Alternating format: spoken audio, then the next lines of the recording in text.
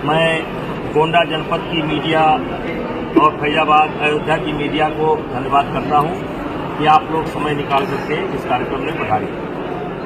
देखिए, आप लोग अवगत होंगे कि एक प्रकरण जो स्वतः निकला बाबा रामदेव के नकली घी का और महर्षि पातंजलि के नाम के दुरुपयोग का, वो बात लगता है थोड़ी आगे बढ़ गई और इसीलिए बाबा जी के तरफ से हमें एक नोटिस आया। नोटिस ये है कि 3 दिन के अंदर मैं विज्ञापन के माध्यम से, मीडिया के माध्यम से या जो भी माध्यम होते हैं उनसे माफी मांगू और मैं खेद व्यक्त करूं, नहीं तो वो मेरे खिलाफ मानहानि का मुकदमा करें। हम आपसे ये कहना चाहते हैं कि यहां बृजभूषण सिंह और बाबा रामदेव के बीच कोई लड़ाई नहीं। बृजभूषण सिंह खड़े हैं किसान हित में, देश के किसानों के हित में बृजभूषण सिंह खड़े हैं और जो पातंजलि के नाम का दुरुपयोग हो रहा है उसके लिए खड़े हैं। हमारी कोई व्यक्तिगत स्पर्धा उनसे नहीं है और इसीलिए किसान हित में, देश हित में, धर्म के हित में, संत महात्माओं के हित में अगर मुझे जेल भी जाना पड़े तो मैं जिंदगी भर जेल में रहने को तैयार हूं। मैं जमानत नहीं कराऊंगा। अगर कोई कोर्ट मुझको रामदेव जी के प्रकरण में जेल भेजती है तो मैं नंदनी नगर की धरती से खड़ा होकर के बोल रहा हूं, मैं जेल चला जाऊंगा लेकिन जमानत नहीं कराऊंगा। मुझे देश की अदालत पर भरोसा है, संविधान पर भरोसा है, तो इसलिए बाबा रामदेव या उनके चेले दुनिया को धमकावें, हमको ना धमकावें। हम देश हित में, समाज हित में कुछ भी कर सकते हैं। हम यहाँ पर जो बैठे हैं एक सामान्य परिवार में पैदा हुए और आज 6 बार से 7 बार से गोंडा की जनता, बलरामपुर की जनता, कैसरगंज की जनता जो मुझे बना रही है सांसद, विधायक, तो मैं रामदेव की कृपा पर नहीं बन रहा, मैं जनता की कृपा पर बन रहा और जनता मेरे साथ है। और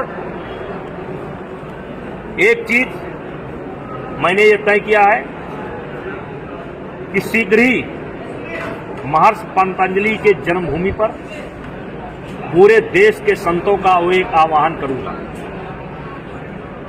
और 7 दिन तक वो कार्यक्रम चलेगा। और मैं संत महात्माओं से आग्रह करता हूं और स्वयं मिलकर के आग्रह करूंगा कि महर्षि पातंजलि के नाम का दुरुपयोग और किसान के साथ हो रहे अन्याय का ये जो जन आंदोलन है, इस आंदोलन को संतों का आशीर्वाद मिलना चाहिए। क्योंकि आम आदमी जब थक जाता है, निराश हो जाता है, तो संत ही कमान उठाते हैं। और मैं देश के संतों से आह्वान कर रहा हूं कि महर्षि पातंजलि जी के भूमि पर आप आकर के अपना आशीर्वचन कहें और अगर मैं गलत हूं तो मुझको गलत कहें। यदि रामदेव गलत है तो रामदेव को गलत कहें। आगे जैसा आप चाहेंगे वैसा मैं करूंगा।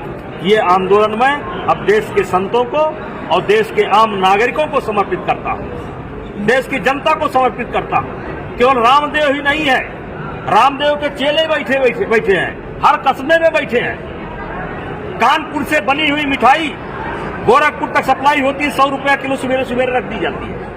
ये भी रामदेव के पट्टे हैं। ये नकली पनीर जो बन रहा है ये रामदेव के पट्टे हैं। रामदेव डुप्लीकेट खाद्यान्न है, उनके वो हैं राजा। लेकिन जगह जगह पर पहुंचे। इसके लिए जनता को जागरूक होना पड़ेगा। जनता जागरूक हो, किसान हित में, अपने बाल बच्चों के हित में, देश हित में जनता भी जागे। अगर उसके अगल बगल कहीं नकली घी बन रहा है, नकली प्रोटीन बन रहा है, नकली पनीर बन रहा है, नकली दूध बन रहा है, तो जनता को आगे आना होगा।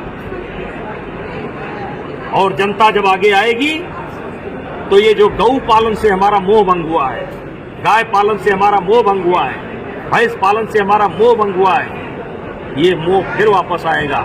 जिस दिन किसानों को अपने मेहनत का उचित लाभ मिलेगा, उसी दिन फिर गौ पालन के प्रति प्रेम बढ़ जाएगा और भैंस पालन की प्रति प्रेम बढ़ जाएगा। लेकिन आज ये जो गौ की उपेक्षा हो रही है, लोग गौ छोड़ रहे हैं, गौ के गले में तार लग रहा है, गौ मर रही है, इसके कारण ये नकली खाद्य पदार्थ, दूध से बने हुए नकली खाद्य पदार्थ जो भी बना रहे हैं, ये है। और इसके सम्राट हैं, इसके राजा हैं रामदेव।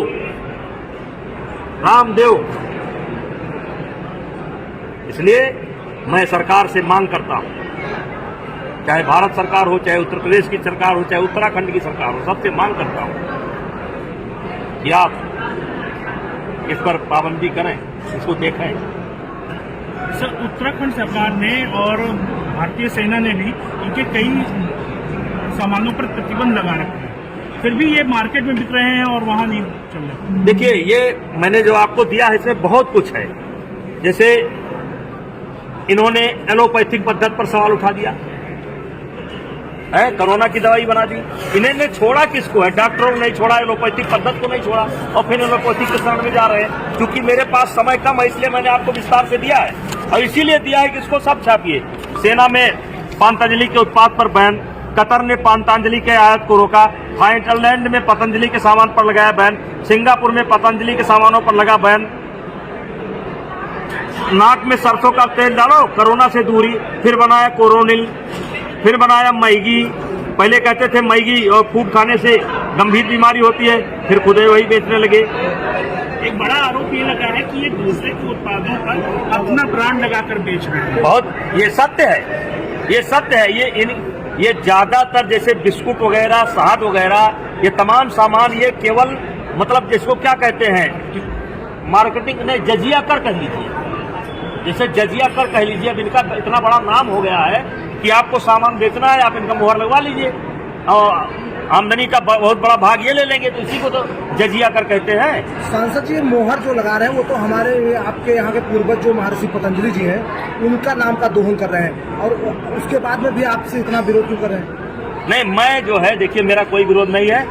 मैं महर्षि पतंजलि का वो सदुपयोग कर रहे हैं या दुरुपयोग कर रहे हैं, ये जिम्मा मैं देश के संतों को देता हूं, और इसीलिए शीघ्र ही एक संतों का सम्मेलन बुलाऊंगा, और जो कम से कम 7 दिन तक चलेगा, और देश के संत फैसला लेंगे कि रामदेव को हक है कि नहीं है। अब ये आंदोलन देश के संतों के हाथ। रामदेव के बहुत करीबी आने वाले दिनों में बाबा रामदेव के उत्पादों पे बैन करने की मांग भारत सरकार को। देखिए, ऐसा है कि 100% कोई गलत नहीं होता, 100% न सही होता है, न 100% गलत होता है। लेकिन इनके जो भी उत्पाद है, विशेष करके ये जो खाद्य पदार्थ हैं इनके, ये तो बैन होने योग्य हैं, और या जांच करा लिया जाए तो खाने योग्य है। और अभी भारत सरकार, सारी सरकार कार्रवाई कर रही है, इसमें मैंने डिटेल दिया है, क्योंकि समय कम है इसलिए मैं आपको कहाँ तक बताऊं। अभी सेना ने भी प्रतिबंध लगाया है, इनके ऊपर 75 करोड़ का जुर्माना भी लगा है। ये बहुत बातें हैं, फिर क्या कर सकता है। मुझे अब इनके गुरु थे राजीव दीक्षित, उनके पता ही नहीं कहाँ चले गए बेचारे। जी, वही राजीव दीक्षित। हाँ, राजीव दीक्षित का पता नहीं, शंकर देव का पता नहीं, क्या है ये सब। तो राजीव दीक्षित की मौत पर आपको क्या लग रहा है कि नोटिस का जवाब दे रहे हैं? हाँ, उनकी नोटिस का जवाब है, ये छाप दीजिएगा। संसद जी, ये बताइए, जिस तरह से उन्होंने नोटिस दिया है, कानूनी प्रक्रिया अपनाई है, आपने भी मंजन किया था, आपको भी दांत में परेशानी हुई थी, डॉक्टर से सलाह ली थी, आप कानूनी प्रक्रिया क्यों नहीं अपना रहे हैं? आपको भी कानून का सहारा लेकर के उनको सजा दिलवानी चाहिए। कितना करोड़ मुकदमा लंबित है अदालतों में, उसका फैसला हो ही नहीं पा रहा है। हमें कहाँ फुर्सत है? हम तो जनता जगाने में लगे हैं। जनता बंद कर दे, उनका काम अपने आप समाप्त हो जाएगा। अगर घी उनका नकली है, जनता खाना बंद कर दे, असली है खूब खाए। मंजन उनका अच्छा है तो लगाओ, हमको क्या दिक्कत है। हमारा तो दांत खराब हुआ, मुझको 50 लोग कम से कम मिले, एक बहुत बड़े संत मिले, उन्होंने कहा खराब हो गया मेरा दांत। तो आप लोगों को एकत्र करके एक जन आंदोलन का रूप देंगे? देखिए, हम नहीं देंगे, आप दे रहे हैं।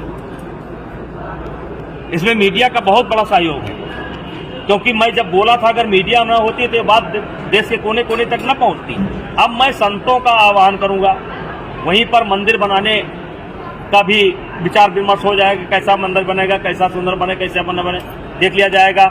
और मैं अब ये अपना आंदोलन संतों को समर्पित करता हूँ, मैं बिना संतों से पूछे कुछ काम नहीं करता। यानी आने वाले दिन में इस मांग को आप सदन में उठाएंगे कि रामदेव के उत्पादों को हम पहले जनता के सदन में उठाएंगे, संतों के सदन में उठाएंगे।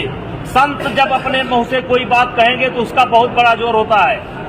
जनता की अदालत बहुत बड़ी अदालत है, संतों की अदालत उससे भी बड़ी अदालत है। कहीं ना कहीं संतों की अदालत एक तरीके से सुप्रीम समझ लीजिए, तो मैं उन संतों को ये दे रहा हूँ। तो संतों की आवाज बन के आप सदन में उठाएंगे, बैन करने की मांग करेंगे?